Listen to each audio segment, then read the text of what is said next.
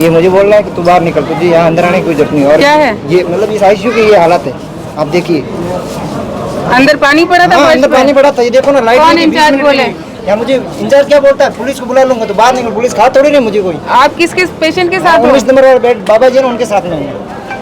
अंदर क्या कुछ लेने के लिए बोला, मैं पुलिस को बुला लूंगा, पुलिस खा लेगी मेरे को। और ये हालात थी हकीकत में, लाइट नहीं थी 20 मिनट। आईसीयू में लाइट नहीं थी? आईसीयू में लाइट नहीं थी और इस तरह का पानी पड़ा था अंदर आईसीयू के अंदर। और यहाँ का इंचार्ज मुझे बोल रहा था मैं तुझे पुलिस के हवाले कर दूंगा, अंदर पुलिस बुला लूंगा।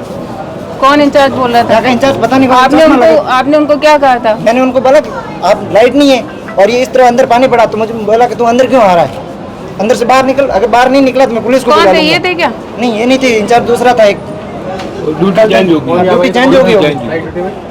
लाइट वगैरह नहीं, कल लगभग 5 बजे। ये इस तरफ हॉस्पिटल ठीक है, और ये इस तरफ पानी पड़ा था अंदर का। मेरी बात सुनिए, ये देखिए समस्या बता रहे थे कि ये आईसीयू के अंदर पानी पड़ा था, लाइट नहीं थी, उसमें भी आप पुलिस को बुलाने की धमकी मत दो। मुझे कोई भी हो, हकीकत में झूठ थोड़े बोलता हूँ, मुझे कोई भी हो, इनके बीमार है, अंदर आईसीयू में भर्ती है। बीमार है, जब यहाँ आए हैं नीचे थोड़ी आते हो हॉस्पिटल में। हमने बोला अगर आपसे नहीं होता, हम विद्युत विभाग है ना, उनसे कॉल करके बताएं कि आईसीयू में लाइट नहीं है, आप आके यहाँ ठीक करो। तो बोल रहे हैं 20 मिनट में ठीक हो जाए। आईसीयू में 20 मिनट लाइट करना कोई छोटी बात है क्या? कल कौन थे संगठन? एक डायलिसिस का वार्ड बना हुआ है, डायलिसिस सेंटर है, 4 साल से यहाँ काम वर्किंग में है। आज मैंने उसको विजिट किया, 3 डायलिसिस की मशीन है, एक काम कर रही है, पीपीपी मोड पे है। क्या नाम बताया उनका जिनको दिया हुआ है? जिनको भी है उनका नाम अभी बता दें। कोई चटर्जी है, उसमें 3 मशीन में से सिर्फ एक मशीन काम कर रही है, उसका एक भी एसी काम नहीं कर रहा है। वहाँ पर भी एक मरीज बैठे हैं, 150 किलोमीटर से इस गर्मी के अंदर बस में बैठ के आए हैं, बुजुर्ग महिला है, और वो इस इंतज़ार में है कि मेरे डायलिसिस हो। वो बाहर बैठे, अगर वो मशीन तो ठीक होती तो उनको इंतज़ार नहीं करना पड़ता। वहाँ एसी काम नहीं कर रहा है। और ये सब अगर प्रशासन की जानकारी में है तो क्यों नहीं उसको नोटिस दिया गया, क्यों नहीं उस पर कोई कार्रवाई की गई, क्यों नहीं यहाँ के मरीजों को सुविधा दिलवाई गई, क्यों आज इस स्थिति में वो डायलिसिस का सेंटर है? कौन जिम्मेदारी लेगा इसकी? मैडम जो यहाँ अव्यवस्था, देखिए ये हॉस्पिटल प्रशासन सबकी जिम्मेदारी होती है। पूरा काम जो डिवाइड किया हुआ है, चाहे पीएमओ की बात करें, वो उनके अंडर में जिन्होंने जो काम मॉनिटरिंग का दे रखा है, यहाँ सुरेश जी खंगानी है, एक नरेंद्र जी खत्री हैं, उनको मॉनिटर का काम दिया हुआ है, मैनेजर का। इन सब की जिम्मेदारी है कि ये रेगुलर उसको चेक करें और कोई कमी है तो उसमें सुधार करवाएं। अगर कहीं है तो कमी सामने है सबके।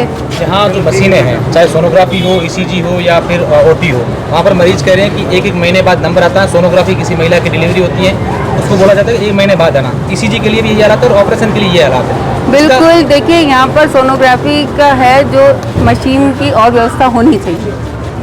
सोनोग्राफी क्योंकि वर्किंग लोड ज़्यादा है, इसमें कोई शक नहीं कि पेशेंट गवर्नमेंट हॉस्पिटल है, हर गरीब व्यक्ति यहाँ आता है, तो यहाँ जो वर्कलोड ज़्यादा है तो इसकी रिक्वायरमेंट को देखते हुए सोनोग्राफी मशीन की संख्या बढ़ानी चाहिए ताकि मरीजों का यहाँ टाइम पे सोनोग्राफी हो सके और टाइम पे रिपोर्टिंग हो सके। तो ये सारी डिमांड्स भी हम मंत्री जी तक और मुख्यमंत्री जी तक रखेंगे। इसका कोई थी नहीं, सारी अव्यवस्था है। अगर आप आईसीयू की बात करें, वहाँ एसी काम नहीं कर रहे। आईसीयू के अंदर जो ऊपर पंखा, एक पेशेंट की टांग पे गिर गया, वो पेशेंट दमे की शिकायत लेके आया था, टांग तोड़वा के दूसरे वार्ड में गया। पेशेंट अपने घर से फैन लेके साथ में आईसीयू के अंदर आ रहा है। इस गर्मी के अंदर जहाँ इंसान गर्मी से पीड़ित होकर, गर्मी के कारण बीमार होकर आईसीयू में एडमिट हो रहा है, वहाँ पर भी एसी काम नहीं कर रहा। कूलर की व्यवस्था है, उसके अंदर पानी नहीं है। पानी है तो वो कूलर भी ऐसे हैं कि उसके अंदर कोई बच्चा गलती से हाथ डाल दे, खुले आगे वो ग्रिल नहीं है उसके, अगर उसमें हाथ डाल दे तो उसकी जिम्मेदारी कौन लेगा? पंखे हैं, चल नहीं रहे। एक जगह तो बिजली का बोर्ड खुला पड़ा है, जहाँ कॉमन एरिया है, जहाँ पेशेंट के अटेंडेंट के बैठने की जगह है, वह बिजली का बोर्ड खुला पड़ा है। अगर कल को कोई हादसा हो जाए तो कौन जिम्मेदारी लेगा? बाथरूम की तो आप जाके कहीं भी किसी भी बाथरूम में अंदर चले जाओ, बाथरूम की कभी सफाई हुई ऐसा लगता नहीं है। इतने गंदे बाथरूम, नल है वहाँ नल टूटी नहीं है, पानी नहीं है, ब्लॉक हुए हुए हैं, दरवाज़ा नहीं है, लाइट नहीं है। फीमेल वार्ड के आगे वो महिलाएं तो इतनी परेशान हो रही है कि वो अंधेरा हॉस्पिटल में होते हुए उनको अंधेरे का इंतजार करना पड़ रहा है कि कोई गलती से आ नहीं जाए, कोई परेशानी नहीं हो जाए। उनको भी अंधेरा होने का वेट करना पड़ रहा है कि थोड़ा अंधेरा हो तो हम बाथरूम में जाकर यूज़ करें।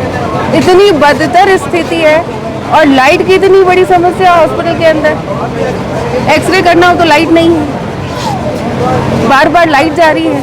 अभी मैंने हॉस्पिटल के अंदर 2 घंटे के निरीक्षण में 4 बार लाइट चली गई। हॉस्पिटल के अंदर ये स्थिति है जहाँ जिले भर से मरीज आ रहे हैं इस इतनी गर्मी में। कहीं तो पानी नहीं है, कहीं टंकी से ओवरफ्लो हो रहा है, कोई मॉनिटरिंग करने वाला नहीं है। सफाई कर्मी है उसको केन पे करती है। एक व्यक्ति के अंडर में 60 लोग काम कर रहे हैं, 3 शिफ्टों में है, उनको 3 टाइम सफाई करनी चाहिए। हालत देखो आपने सबने रिकॉर्ड किया होगा। उनसे कोई क्वेश्चन करने वाला नहीं है, कोई पूछने वाला नहीं है कि कहाँ है सफाई कर्मी। पेमेंट हो रहा है, कागजों में हो रहा है, काम नहीं हो रहा। आम जनता को तो मदद नहीं मिल रही।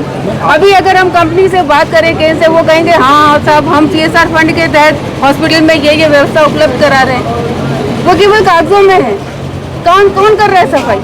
पेमेंट हो रहा है, CSR फंड के नाम पे कंपनी प्रोवाइड कर रही है, लेकिन सफाई कौन कर रहा है? सफाई तो हो नहीं रही, कौन जिम्मेदारी लेगा? एक कहता है ठेकेदार के पास, दूसरा कहता है छंगानी जी के पास, तीसरा कहता है खत्री जी के पास, चौथा कहता है PMO के पास। अल्टीमेटली कौन जिम्मेदारी लेगा?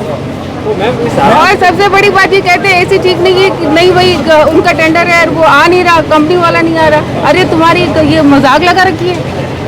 पेमेंट करने वाले के हाथ में है, नहीं आ रही उसको ब्लैक लिस्ट करिए। क्यों उसके सामने देख रहे, क्यों आप उसके मोहताज हो रहे हैं? क्यों दबे हुए उन कंपनी वालों से, क्यों दबे हुए उन ठेकेदारों से? क्यों नहीं उनको ब्लैक लिस्ट करते? कलेक्टर साहब, ADM साहब सारे यहाँ लगातार चक्कर निकाल रहे हैं, लगातार निर्देश दे रहे हैं। हम यहाँ आ रहे हैं, निर्देश दे रहे हैं, कोई सुधार हमें तो दिख नहीं रहा। आम गैलरी है जहाँ पोस्ट ऑपरेटिव वार्ड के बाहर आप ये सोचिए कि जो मरीज है वो ऑपरेशन के बाद बैठा है, बाहर उसके अटेंडेंट बैठे हैं, वहाँ पंखे नहीं है। इतनी भरी गर्मी में वो बिना पंखों के बैठे हैं, पंखे लगे हुए ही नहीं है, वहाँ उनके बैठने की कोई व्यवस्था नहीं है। मजाक बना रखा है इस हॉस्पिटल को। आपने भी 2 बार दौरा किया है, कलेक्टर ADM भी दौरा कर चुके हैं, उसके बाद भी अगर व्यवस्था सही नहीं तो क्या वजह है? देखिए ये बहुत ही चिंताजनक स्थिति है और हमने संज्ञान में कलेक्टर साहब के भी बातें आई हैं, मंत्री जी से भी अभी VC चल रही है। मेरा प्रयास ये है कि मैं उसी VC में अभी जाऊं, उनसे बात रखूं।